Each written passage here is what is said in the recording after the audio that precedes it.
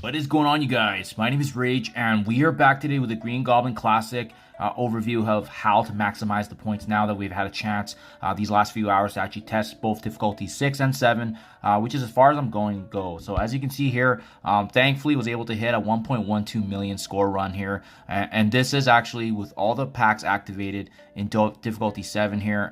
As you can see here, this is quite early, but you know, being able to rank at least this high up so early on, top 5,000 ideally, is really cool. But we know this is going to obviously change because this event's ongoing for the next 7 days here. But yeah, I'm here today, guys. I want to share my quick tips and tricks as well as which packs I do recommend if you guys want a smooth experience in terms of maximizing your overall point output, especially if you guys are trying to go for the unlock. Please keep in mind as well, to unlock a Green Goblin Classic immediately at 3 stars, you do need to hit a minimum threshold of 550,000 point score. So as you can see, I have certain packs activated right now just to showcase for you in difficulty 5 how that's going to look. It's pretty darn close, right? It's pretty darn close to the 550. You might be able to get by if you are able to hit efficiencies. I also have these top 2 over here actually deselected. So if you do activate all the packs at difficulty 5, this could be a really close shot and actually unlocking Green Goblin at 3 stars.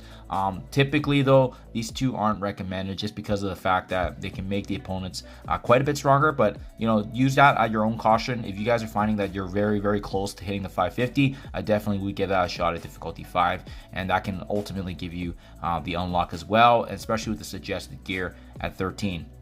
Having said that, guys, if you're going beyond this and you're already looking beyond 550, what are the optimal packs that you want to activate to maximize your point output? That's really what I want to talk about today. So as you can see, there's not actually that many packs to deal with here. I mean, obviously the big one here is the World at War, which is all war abilities are active during this run. It makes your team stronger, but keep in mind, also make the opponent's team stronger is quite a bit. You know, we have this Warp World one. When any character drops below that 50% threshold, characters on the opposite side flip negative to positive, and then allied characters flip positive to negative. So almost flips everything the moment you hit that 50%. It made things interesting. This one actually did help if you are strategic and know who to target during those times. I like this one too. Second win, any character dropping 50% to generate more ability for themselves. So I mean, especially a team that has good rejuvenation, that helps a lot. We got on turn characters removing positive effects and healing 10% for each positive effect, so definitely helps. But however, it takes away from the positive buffs that you do want sticking, especially maybe if you want defense up on certain allies. Well, that's going to go away, right? Snake Eyes on spawn, player characters gain increased critical hit chance, enemy characters gain crit damage, and then these are just trait bonuses that specifically likely, you know, benefit the enemies, not so much us, just because it gives them some extra value, and as well makes it a little bit harder for us to deal with. So they're usually freebies, but it does make the battles a little bit more challenging. So as you can see, my default does exclude both of these air experimental serum just because it can make the enemies quite a bit stronger. Typically I don't recommend it, but if you guys are blowing through your difficulty and finding that you're having a really good time, you definitely can select it to overall push your points even higher. And then even at difficulty 7 with these same packs activated, you can easily soar over 1 million points, as you can see here from the expected run score. So 100 packs is generally what I would be aiming for if you guys are interested. And again, just a reminder too, if you go to rewards, hitting that minimum of the 400,000 points is going to actually land you on the leaderboard here, which ensures that you can actually get a bare minimum payout here of these Green Goblin shards, plus the identifier, right? The multiplier that is going to be applicable based on how well you did. So we'll see where that lands. Obviously, it's always great if you can get some more shards of Green Goblin, but I'm hoping maybe for 5 yellow, you'll be darn close. I'm just shy of a 4 yellow right now because I was able to hit that 1.1, and I did miss some milestones, obviously, right? There's 25 shards here down that I was not able to hit, and just because, like I said, this is capped off because you need to go beyond difficulty 7. You need to be engaged in difficulty 8 to get this.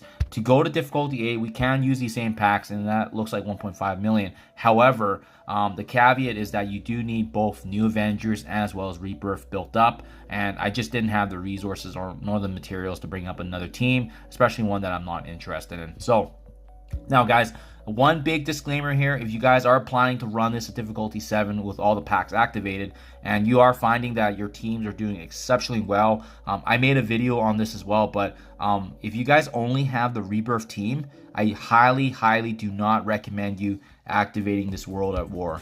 Reason being is because No 10 is an absolute slugfest.